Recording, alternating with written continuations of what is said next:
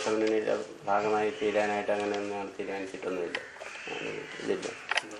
നമ്മുടെ പാർട്ടിക്കകത്ത് ചെറിയ വിഷയങ്ങളൊക്കെ ഉണ്ട്, പ്രശ്നങ്ങളുണ്ട്, പാർട്ടിക്കകത്ത് പല കാര്യങ്ങളുണ്ട്, അതിനെക്കുറിച്ചൊക്കെ ചർച്ച ചെയ്തുകൊണ്ടിരിക്കുന്നുണ്ട്.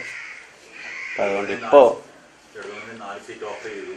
ഇല്ല, അതൊക്കെ പിന്നെ നിങ്ങൾ പറയുന്നതല്ലാതെ ഞങ്ങൾക്ക് അതൊന്നും അറിഞ്ഞുകൂടാ. ഞങ്ങളങ്ങനെ ഒരു വിഷയവും ഞങ്ങൾ പിന്നെ ഇടതുപക്ഷ മുന്നണി നേതാക്കൾ തന്നെ പറഞ്ഞിട്ടുണ്ടല്ലോ ഞങ്ങൾ സംസാരിച്ചിട്ടില്ല എന്ന്. ഞങ്ങളാരുമായിട്ടും സംസാരിച്ചിട്ടില്ല.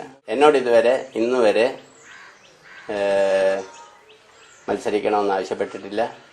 ഞാൻ മത്സരിക്കാൻ വേണ്ടിയിട്ടുള്ള ഒരുക്കം എന്നുള്ളതിൻ്റെ പ്രവർത്തനങ്ങളൊക്കെ ചില നടത്തിയിരുന്നു. പക്ഷേ അതിനുവേണ്ടി കൂടി യോഗത്തിൽ കേരള കോൺഗ്രസ് എമ്മിൻ്റെ പ്രതിനിധികൾ ബഹിഷ്കരിച്ച് മാറിയിരുന്നു. അതോടുകൂടി ഞാൻ പ്രവർത്തനം നിർത്തിവെച്ചു. പാർട്ടി ഔദ്യോഗികമായി ഇതാക്കട്ടെ.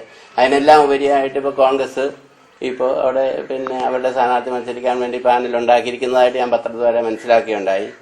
അതൊക്കെ ഒരു മുന്നണി മര്യാദയുടെ ലംഘനമായിട്ടാണ് ഞാൻ കാണുന്നത്.